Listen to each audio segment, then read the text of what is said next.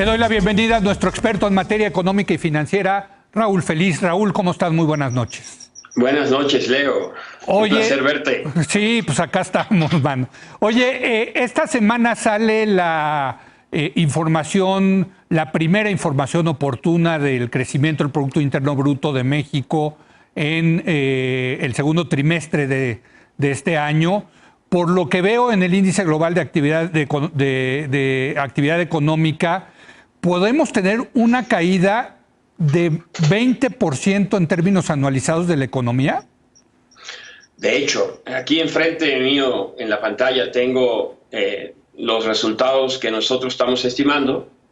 En términos de variación año con año, nuestro estimador es una caída de 19.6%. Bueno, pues, y si la midiéramos en la variación trimestral con respecto a cómo varió la actividad económica entre el segundo y el primer trimestre, es una caída de casi 18%. Que anualizado es un número demasiado grande para decirlo, pero casi es una caída a tasa anual del 70%. Estados Unidos, para ponerlo en perspectiva, sí, en una semana va a dar a conocer cifras similares, y ahí nuestra estimación es que en lo que nosotros es una caída de casi 20, ellos va a ser una caída de 9, y en lo que para nosotros fue una caída de casi 70, para ellos va a ser una caída del 35%. Así que estamos replicando la caída de Estados Unidos multiplicada por 2. Déjame preguntarte, yo no tengo memoria, Raúl, de una caída así, y mira que nos ha tocado vivir las crisis de los 80s y los 90s. Sí, revisé la información para estar seguro. Desde que tenemos informaciones de esta calidad del INEGI, que es no muy atrás, la caída que hubo en el año 95 fue una caída de aproximadamente un 6.3%. La caída que hubo en el 95 fue una caída de alrededor del 5.2%. Y en los años 80, en la crisis de la transición del 82 al 83, caídas también en el orden del 5%. Algo sin precedente. Creo que solamente algo parecido se puede registrar en la Gran Depresión del siglo pasado. Raúl, un poco explícale a la gente qué significa una caída del 20% del Producto Interno Bruto en términos anualizados. Bueno, querría decir que la variación que tuvimos en el primer trimestre fue relativamente pequeña, así que no la voy a contar. Sí. Querría decir que con los niveles de actividad económica, es decir, consumo, inversión, exportación que traíamos al cierre del 2019, nos hicimos 20% más chiquitos. Y bueno, si lo quieres poner en términos de empleo, la variación de empleos que provoca un ajuste de esta magnitud es que la economía mexicana probablemente perdió alrededor de unos 14 millones de empleos, teniendo en cuenta que el empleo total en México es alrededor de 54 millones. Es una caída de casi de un 30% del empleo. Es brutal, las cifras que estás dando es brutal, Raúl, pero bueno, pues fue el peor trimestre de la pandemia, fue el trimestre del confinamiento. ¿Va a dar la vuelta en algún momento la economía? Digo, sí. Claro que sí, digo, no, es más, retiro la pregunta, desde luego que sí. La pregunta es cuándo y de qué magnitud, ¿no? Mira, yo creo que va a dar la vuelta. De hecho, déjame decir que creo que ya se dio la vuelta. Ah, bueno, a ver. Para el mes de junio, si hiciéramos un cálculo mes a mes, variación mes a mes, corrigiendo por los factores estacionales, creo que para el mes de junio ya debemos mostrar con el IGAE que mencionaste hace un rato, sí, algo de crecimiento positivo. Uh-huh. En la variación trimestral, es decir, tercer trimestre contra segundo, estamos estimando una variación que podría venir en el orden del 20%. Es positiva. Eso no será suficiente para compensar por la pérdida del primer semestre. Creo que será hasta el primer trimestre del 2021 cuando la variación año con año se torne positiva. O sea que nos esperan todavía variaciones en el segundo semestre negativas, porque vamos a arrastrar el efecto de la terrible caída del primer semestre, pero en términos incrementales, la economía ya no se está deteriorando más. Okay. De hecho, ya estaremos creciendo en el segundo semestre. Bueno, pero ¿eso qué significa? Que el 2020 la economía caerá con respecto al 2019, ya años completos en alrededor del 10%, ¿no? Eso es lo que están casi todos los analistas pensando, ¿no? Sí, nuestro estimado puntual es una caída del 9.8%. Bueno, 10% ya, ¿no? Correcto. Digo, es tremendo. Y otra vez, yo no tengo memoria de una caída en un año tan, tan vertical, ¿no? No, seguramente desde que somos adultos, ¿no? No, cuando éramos niños era el desarrollo estabilizador, al revés, ¿no? Ahí sí se crecía. Bueno, pero ¿cuándo? Claro. A ver, déjame ponértelo así, porque el otro día me hicieron esa pregunta. ¿Cuándo vamos a recuperar el nivel de la economía que teníamos cuando empezó López Obrador? Es decir, a principios del 2019.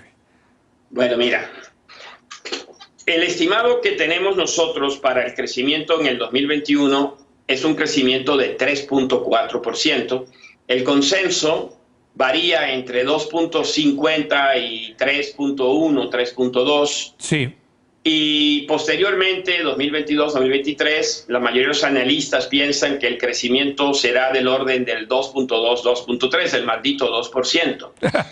¿Esto qué querría decir? Que en los 4 años que le faltan a la administración, si crecemos 3 el próximo año y luego otros 3 de a 2, terminaríamos prácticamente igual en todo el sexenio de cómo comenzó en el 2018. Crecimiento cero durante un sexenio. Prácticamente un crecimiento cero en términos absolutos, dado que la población crece a un ritmo de 1% aproximadamente, habrá una caída en el Producto Interno Bruto per cápita acumulada de cerca del 6%, uno de los peores resultados, solo comparable a lo que sucedió en el gobierno de Miguel de la Madrid, aunque las razones son diferentes, pero en términos de los números es similar. Bueno, a ver, hijo, tengo muchas preguntas para ti, pero veo un incremento pues, que unos consideran marginal en la inflación y evidentemente sí hubo un incremento en la inflación en las últimas 2 quincenas, pero creo que esto es importante porque le quita margen al Banco de México para poder seguir bajando las tasas de interés, ¿no? Bueno, ese tema es opinable, es una opinión opinable. Los diferentes subgobernadores tienen opiniones diferentes. Yo te diría que el repunte que hemos visto de la inflación es por aumento en los precios de la gasolina como consecuencia del incremento, la recuperación de los precios del petróleo. Sí. Y que eso no viene más que a revertir lo que fue una baja en los meses de abril y mayo cuando cayó la gasolina porque cayó el petróleo. Es decir, es ruido que realmente no nos está dando una señal de lo que está pasando con la demanda agregada en la economía. En mi opinión, eso hace poco visible en el corto plazo hacia dónde va la inflación, pero la trayectoria de la inflación, desde mi perspectiva, es hacia abajo. Creo que el próximo año andaremos con inflaciones muy cerca de la meta del Banco Central, que recordemos es un 3%. Entonces eso le deja, ¿tú crees que va a seguir habiendo recortes en las tasas de interés aquí en México? Sí lo creo. Sí lo creo, sí. El 13 de agosto hay reunión de Banco de México. Quizás ahora la discusión es si bajará 50 básicos la tasa de 5 a 4.5 o bajará solo 25. Pero hay argumentos en ambas direcciones, pero creo que la baja es casi seguro y va a seguir bajando para ubicarse el próximo año en un rango, estimo yo, entre el 3.5 y el 4%. O sea, prácticamente una tasa de interés real cero. Cero, es exacto. Correcto. Así es, como la gran mayoría de las naciones, hay que decirlo, ¿no? En los países emergentes, porque en los desarrollados ya es una tasa real negativa. Así es. Déjame preguntarte el tipo de cambio hoy por debajo de los 22 pesos, Raúl. Sí, desde ayer. Eso se debe a una serie de factores. pero uno de ellos muy importante es que el dólar, ya no dólar peso, sino dólar contra lo que le pongas, ha comenzado a perder valor. El euro ha recuperado todo lo que perdió contra el dólar y ahorita está casi 5 puntos arriba del dólar en el año. Lo mismo el yen japonés, lo mismo el franco suizo. Es decir, el dólar viene a la baja y no porque haya algo muy mal en Estados Unidos, que sí lo hay, el coronavirus, sino porque la situación de pánico que se generó en marzo y abril, que generó una demanda especulativa por dólar, ya no existe. Entonces, lo que resulta al final es, ante la caída de la demanda y la tremenda oferta de dólares que ha creado el Banco Central norteamericano, naturalmente viene un ajuste en la cotización del dólar que va a continuar.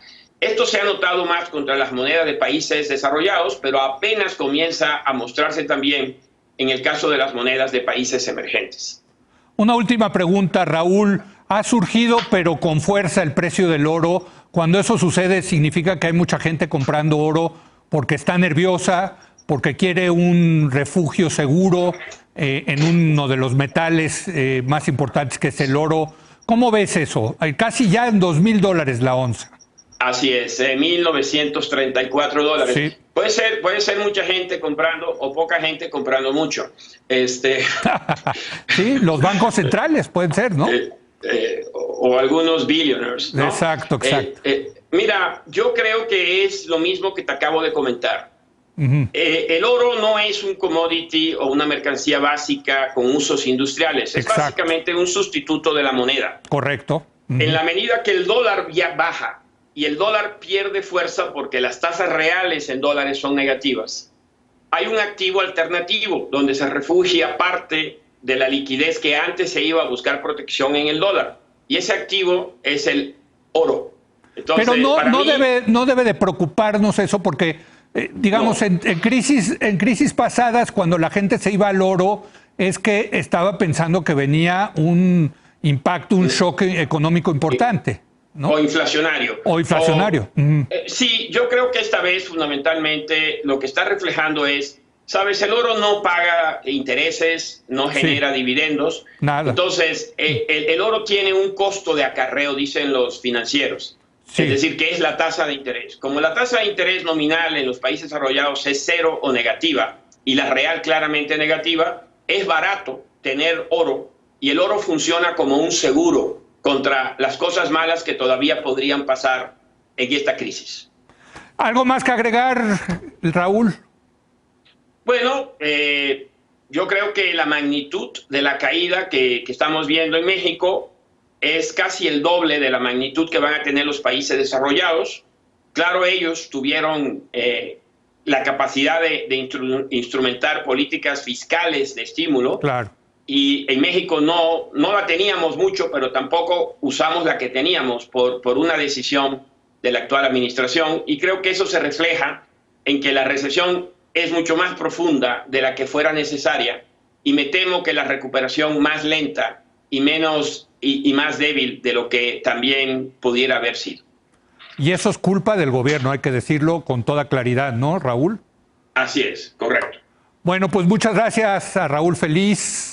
Estamos feliz.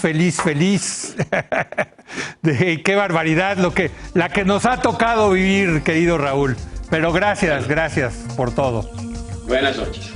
Gracias a Raúl Feliz. Volvemos, vamos a hablar de la reforma a las pensiones.